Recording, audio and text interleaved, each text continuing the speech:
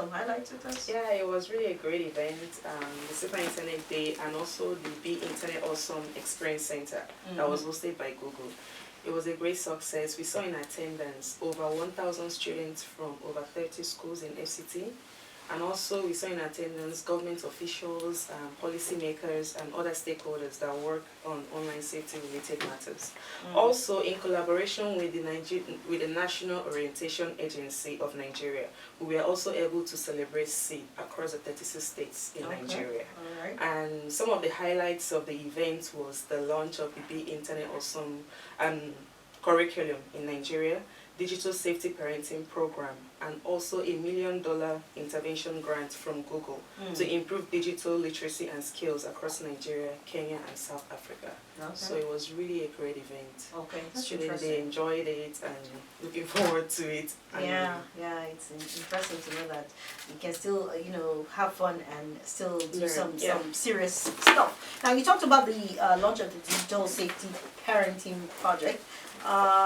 Launch on the Safer Internet Day. Can you throw more light as to what that is all about? Yeah, it was first announced during the last year's African Webrangers Summit that took place in Kenya. Yeah. And so this year with the Nigerian Orientation Agency, we are going to collaborate with them and kick off this program this year. And we are kicking it off first in Nigeria, so it's a win for us. We are starting here. So we are looking forward in training parents, teachers, guardians across the 6 geopolitical zones. So we are going to spread it around and make sure that at least everyone gets the basic knowledge of online safety. We've been focusing on students, and we realize that it's not only about students. They go to school, yes, they learn, but by the time they go home, they also spend time at home with their graduates. So the earlier that we train and empower their parents, the better their parents can have the basic knowledge in safeguarding their children. So it's a win-win. They go to school, they learn, they come back home, their parents are also there to educate them more. Okay, that's interesting. So what are some of the steps you'll be taking, after this launch and the likes? Yeah, so some of the steps will be, we are diving into our call for Webrangers. Call for Webrangers. Webrangers are online superheroes. Yeah, so it's basically we place the call out and we encourage students to register and become a Webranger. We train them, we empower them, and then they take up the initiative and responsibility, come up with great ideas, and they educate their fellow peers in their schools, in their homes, and of course in their local community. Okay. All right, so moving to you now, Magnus. Can you tell us more about the Webrangers program and who can participate in this program? Okay. Webrangers, like Chidimma mentioned, is basically for people the teen age between the ages of 13 and 18, and they are encouraged to go out there to teach their peers basically the online safety measures for this digital well-being of themselves and the people going online too. Okay. So it's basically, like I said, for people between the age of 13 and 18. Okay, so how can one become a Webranger and what are the Webrangers' responsibilities? Okay. Like I said earlier, the Webrangers' responsibility is for them to go and teach their peers, having gotten the knowledge of being safe while engaging on the internet. So we have our website which they log in, www.disinigeria.org. Having logged in there, you click on the sign button. Make sure before you go there that you have a project that you wish to engage people on being safe on the internet. After that, after completing the form, you submit and ensure, more importantly, that your parents or your guardian are aware of it. So what if somebody is just curious, I'm just curious, I might not have anything up on my sleeves, I just want to know what you guys are all about and probably join or something? Well, it's not really about only having initiative for yourself, but you engage as well to get enlightened about what the Webrangers is all about. From there, you'll be able to get more knowledge and as well contribute to the digital well-being. Okay. So I understand you have plans of setting up Webrangers clubs across schools in Nigeria. Tell us about that. Okay. So we, before now, we've been having issues setting up this up, but following the approval of the online safety curriculum last year, November, in Rivers State. The Minister of Education approved the online safety curriculum. So we now we leverage on that prospect from the Minister of Education on approving the online safety curriculum. They also encouraged the schools to engage in the in introducing the Webrangers Club in their school. So it's not just ordinary now. This time it's approved completely by this. Has it kicked off? Yes. Oh wow. We are on it now, definitely. So we are hoping to still spread the Webrangers across schools. Right now, I guess it's schools in Abuja. Am I right? No, it's not only schools in We Abuja. have schools. We Yes, have lots of state, schools yeah. we've engaged Oh. with in Abuja, but it's now definitely we are going across states to introduce the Webrangers Club. Okay. Are there more activities or projects that your team plan on executing in the course of the year? Yeah, of course we have lots of. Maybe you want to tell us some of them? Yeah, exactly. We have the teachers' capacity building, having gotten the online safety curriculum approved. So we also hope to engage teachers, like sensitizing them and enlightening them more on the content topics that are in the online safety curriculum for them to be able to acquire more knowledge on imparting this online safety stuffs across students. So we also have the digital safety parenting, like Chidimma mentioned, which we hope to use to enlighten parents more. Like she said, it's not only in the school, it's even more at home. At home, that the youths get more on using the phones. And so we also have the Webrangers. Okay. Which we, It's very interesting to know that you're bringing in the parents, and I think it's a very, very, very important part of the whole equation, or to make it whole, because you can't just do it in one school arm and then leave it at home. Yeah. But then what about the teachers? I would really love to know, because it will not be strange, you know, forgive me, but it may not be strange in Nigeria to find that some teachers don't really know so much about the web and all of that. Yeah. What are you doing with regards to that? So like Magnus said earlier, currently we are empowering teachers. We are building their capacity. Okay. Because the curriculum has been approved, and then we can't just give it to them. Most of them don't even have the basic knowledge on how to deliver these courses. So currently we are doing that across states. Okay. So we are training teachers on how, first they have to understand how the curriculum, they have to understand the content that is on the curriculum to be able to deliver the teachings in the classes. Okay. So that's what we are currently doing. And also we intend to spread it around. We've concluded Abia State. We are currently in Ekiti State. Is it all the schools you go to, or how do you do that? Yes, for schools we select, but for teachers, like anytime we go to a state, Commissioner of Education always, like, they get excited because this is also an opportunity to build the capacity of the teachers. So they get excited and they mobilize the teachers. Okay. So all we need to do is to get the venue, they mobilize the teachers, and then we train them. But specifically, because we can't really train the entire teachers of course, it's not, it doesn't look visible. So we select the teachers that are actually going to deliver these courses. Like I mentioned earlier, the last time I was here, the curriculum was infused in basic science and technology, computer studies, and civic education. Okay. So those are the teachers that are undertaking this subject. Those are the ones that we are focusing on training. You want to add? Yeah. So to add to what she said, we didn't just develop the curriculum. We also had the teachers guide, which will help the teachers to really understand the content that curriculum contains.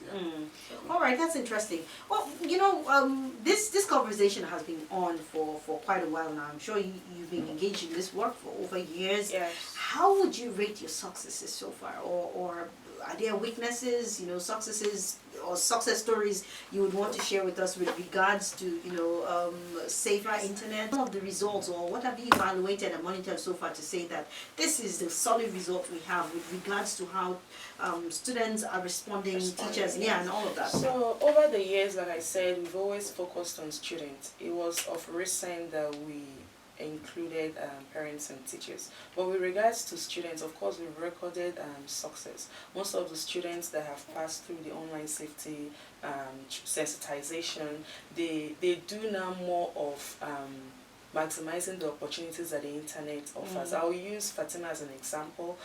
She was our first Webranger ambassador. Through this program, she was able to gain for herself a scholarship. She's currently in South Africa on a scholarship studying there. So we brought this to her school. She took up the initiative.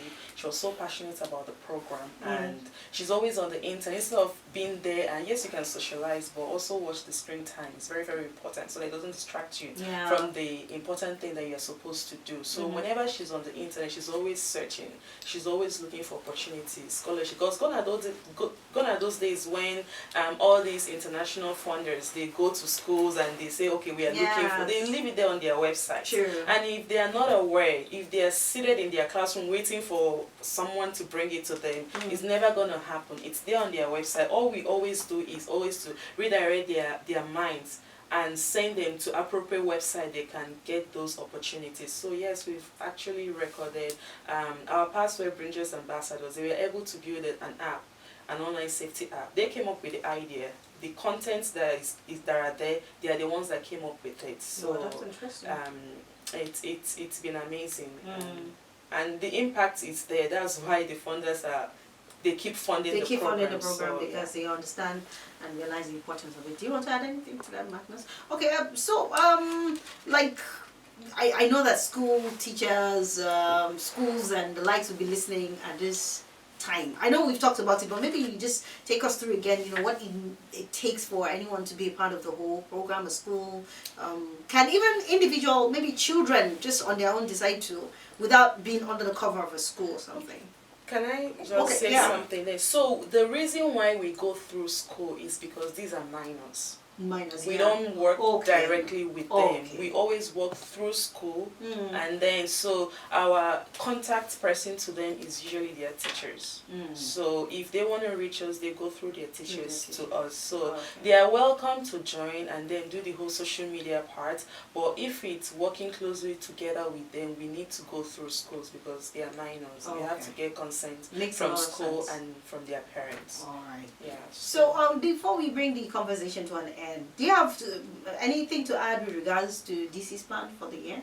Yes, so I'll just, regarding the Webrangers Club, we really encourage schools to be part of this because we realized that I was in press club when I was in school, and I know the impact it had on me because when we gather in that small group, we share knowledge amongst each other. So this is the vision that we have for Webrangers Club. Like, whenever they gather in their small group, they are sharing knowledge, they are sharing their experiences, they are brainstorming on coming up with better campaigns that they can use in making the internet safe. And like Magnus said earlier, Webrangers, these are superhero Webrangers. It's like when you have Superman, Spider-Man. These Webrangers are online superheroes, and their ultimate responsibility is to empower their peers. They listen to each other, they understand each other, so they know the terms, they know the ways around they can go around in educating their peers. So all we do from our own end is to empower them to build the capacity, their online safety knowledge, and then with the knowledge they have, they can now come up with ideas that they can use in educating their peers, not just in school. Anywhere they find themselves, they can literally stand and defend if they get attacked on the internet. They already know, they have the knowledge, they know the measures to take. So this is the idea behind the Webrangers Club. And we really want to urge schools to be part of this program. It's if I'm safe on the internet and you are safe, we all are making actually online safety is the responsibility of everyone. It's not for the government or school, or it's the responsibility of everyone. And yeah, we urge schools to be part of it. Honestly, so I don't know if you're listening or you're a parent who is getting quite interested in this conversation. Maybe if the principal or teachers don't know about this initiative, we're bringing it to you live, so you can just ensure that you give that push to your teacher, your student, what do you call it now, your children's principal, and school teachers so they can take up this initiative, because the truth is, whether we like it or not, every day each and every one of us, especially the kids, are getting exposed to the internet, and we may not have all the time to monitor them, so but we can equip them to take care of themselves when they are in that particular space, you know. So it would do us a whole lot of good if we see more of the schools registering for this Webrangers, and I think they've given us all that we need to know. Maybe you repeat the process again, Magnus, so that people who are listening would know what it is that they need to do to be a part of this program. Okay, once again, if you wish to be a Webranger, you visit our website, www.disinigeria.org. Okay. That's our website. Then on that, you click on the sign up button. Make sure you have a project plan, otherwise you can as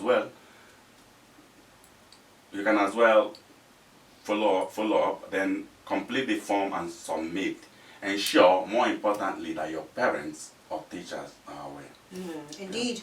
All right, so before we take your final words, Magnus and Chidimma, and also, you know, before we go, let's just open up the lines in case you have questions or comments. You're curious about what the Internet Safety or Safer Internet Day or Internet Safety is all about, and how you can be part of that through your school or the likes. Please call us now and talk with Chidimma and Magnus. They're here to answer your questions and your concerns. 0946000951 and 0803-123-0293. Also, you can call 08095974869 if you want to talk to them now. Otherwise, they'll be giving you their numbers and their website for further interaction, even if they leave this place. So, as we wait for the calls and any comments at all, what would be your final words, Magnus? Okay. We implore parents, teachers, and guardians, while you encourage your children to be streetwise, let them be internet-wise as well. Indeed. Yeah. All right, so Chidimma? Mine is for school to be more open, because we do get challenges penetrating into schools. So we want schools to be more open, and we don't want to mess up. Do they resist you when you go? Yeah, sometimes? at times Oh, they do. really? At times you can't even pass through the gates. So it starts from the security guard, and then you get to the secretary, and then it becomes a bit shaky, and so we get resistance like that. So we urge schools to be more open, and we'll work with their time. We're not going to alter the school calendar. Whenever any time that is suitable with them, we work with their time. So yeah. Okay. Then let's see, this last question. Let us know how we can reach your organization for more information on what you do. Okay, so you can reach us on social media. We are very active on social media. On Facebook, we are DISI Nigeria, DISI Nigeria. And then Twitter and Instagram, we are DISI Nigeria, which is DISI_Nigeria. I'll repeat that, DISI_Nigeria. And of course, you can also visit our website, www.disinigeria.org, which is disinigeria.org. Or you can call us on 090-305-94468. I'm going to repeat that slowly. 090-305-94468. And reach out to us. We'll respond quickly. We do respond quickly, so yeah. Okay. All right, so guys, you've heard the numbers and all the links that will get you across the DC, and I'm sure they will give consideration to your school if in the event that you open up to them. Thank you so much, Chidimma Udeh, Program Manager and Stroke Communication Officer at DC, and also Magnus EK, Program Officer at DC. Thank you so much. Thank you so much. Yes, Budeshi Radio is of course brought to you courtesy of the Public and Private Development Center. They are at the forefront of ensuring that we have a safer internet through DC and all the other branches of programs that they carry on to ensure that everything goes on right with public procurement, open contracting, and the likes of them. Next week will be another great time on the show to talk about equally interesting activities that the PPDC is carrying on and making lives better for all of us collectively. Thank you once again. Thank you so Thank you, much. Swag. All right. Thanks, Christina.